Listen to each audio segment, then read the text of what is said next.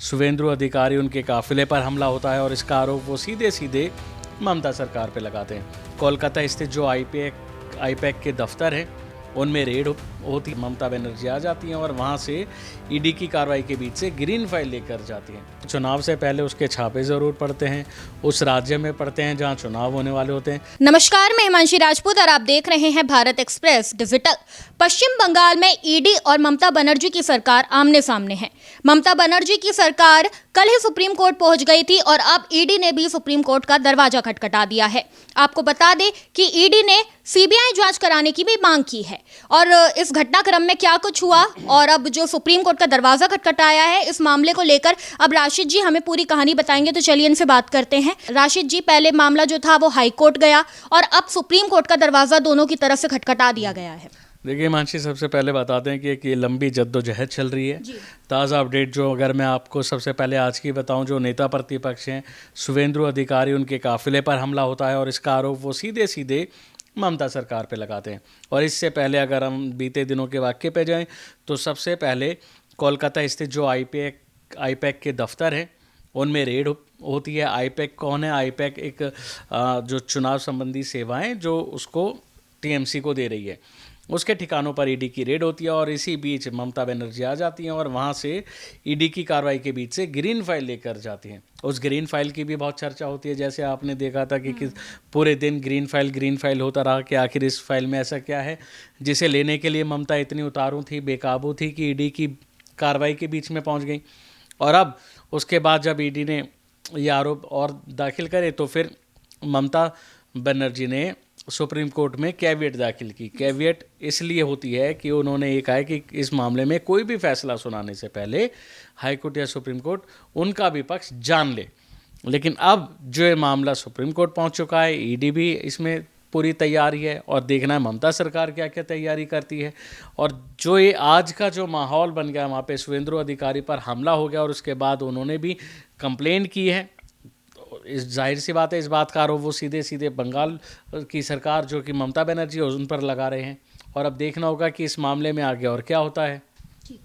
देखिए, ममता बनर्जी ने एक ब्लैकमेलिंग के तौर पर यह भी कहा है कि उनके पास एक पेन ड्राइव है और वो पेन ड्राइव अगर वो दे देती हैं लोगों को तो बहुत बड़ा खुलासा होगा।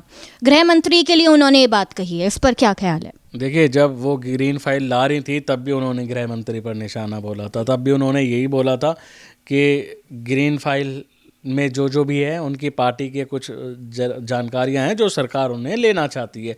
और उन्होंने गृह मंत्री को भी नॉटी मिनिस्टर बोला था।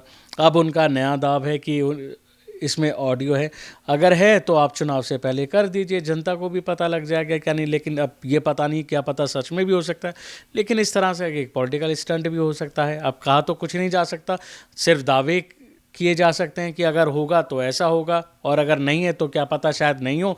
लेकिन अपने इस दावे से हो सकता है वो सरकार को चेता रही हो, ये भी हो सकता है। जी, बिल्कुल पॉसिबिलिटी है, क्योंकि अगर ऐसी कोई पेन ड्राइव थी तो फिर उन्होंने ये आईपैक के ठिकानों का ही वेट क्यों किया? इससे पहले भी ये मामला खुल सकता था। वहीं एक और सवाल मैं आपसे पूछना चाहूँगी। टीएमसी की तरफ से लगातार ये आरोप लगाया जा रहा है कि जो ईडी है वो इलेक्शन से पहले एक्टिव हो जाती है। देखिए, सरकारी एजेंसी है, निष्पक्ष काम करती है। अब वो कहाँ जाएगी, किसके यहाँ जाएगी, ये तो कहा नहीं जा सकता। हाँ, ये ज़रूर है कि चुनाव से पहले उसके छापे ज़रूर पड़ते हैं, उस राज्य में पड़ते हैं जहाँ चुनाव होने वाले होते हैं। लेकिन वो एक निष्पक्ष जांच एजेंसी है, उसका अपना एक अधिकार है कहाँ वो करते हैं, कैसी उसकी मतलब कौन उसका फैसला लेता है, वो एक टीम का एक निर्णय होता है और उसी के आधार पर वो अपनी कार्रवाई करती हैं। कुल मिला के ईडी कभी भी छापे मारे, वो बात तो है कि वो चलो इलेक्शन से पहले छापे मारती ही है।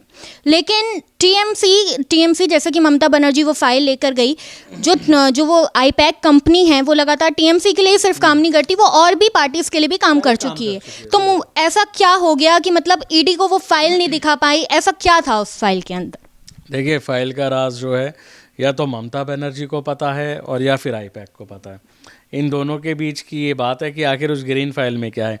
लेकिन जो भी बात है, ग्रीन फाइल में कुछ बड़ी इंफॉर्मेशन है जिसके लिए ममता बनर्जी खुद ईडी की कार्रवाई के बीच पहुंच जाती है और वहां से फाइल ले जाती हैं, है ना। ये सोचने वाली बात है कि आखिर उसमें ऐसा क्या था। अब कुछ बड़ा ही होगा, एक बड़ी इन्फॉर्मेशन होगी जो वो चाहती हैं कि हमारी पार्टी की इन्फॉर्मेशन है, किसी के हाथ ना लगे। सीधी सीधी बात है, बंगाल में चुनाव है और उससे पहले वो कोई भी ऐसा अपना पॉइंट नहीं छोड़ना चाहती कि जिससे उन्हें खामियाजा भुगतना पड़े। इतने सालों की सरकार है, अगर नहीं रही तो मेहनत बेकार हो जाएगी, और वो इसी बात को लेकर दावे करे जा रही हैं, खूब बयानबाजी कर रही हैं। देखिए, चुनाव से पहले खूब बयानबाजी, आरोप प्रत्यारोप का दौर चलता ही है, ये हर राज्य का मामला है। जब जब चुनाव आते हैं वहाँ तब तब आरोप प्रत्यारोप चलते हैं, लेकिन उन दावों में कितनी सच्चाई होती है, आरोपों में कितनी सच्चाई होती है, ये बाद में ही पता चलता है। लेकिन अब देखना होगा कि आखिर बंगाल की जनता इस पूरे मामले में क्या फैसला लेती है। वो क्या समझती है कि हमें ये सरकार चाहिए या हमें वो सरकार चाहिए जो अभी दावे ला रही है, नई सरकार चाहिए, ये फैसला बंगाल की जनता करेगी। आईपैक की जो ये रेड है, ये चुनावों पर क्या असर छोड़ सकती है, आने वाले चुनावों? देखिए, आने वाले चुनाव जो मिसाल बनी रही है अभी से कि थोड़ी है, पहले से है कि जहाँ जहाँ चुनाव है वहाँ वहाँ ईडी पहुँचती है। लेकिन ये देखना होगा कि ईडी जो करती है, जो उन पे आरोप लगते हैं वो कितने सही होते हैं। ईडी पहुँच तो जाती है, बहुत कुछ चर्चाओं में भी होता है, लेकिन फिर बाद में पता चलता है जिनके यहाँ ईडी की छापेमारी होती है वो भी ऐसे दावे करते नज़र आते हैं कि कुछ उसे मिला ही नहीं।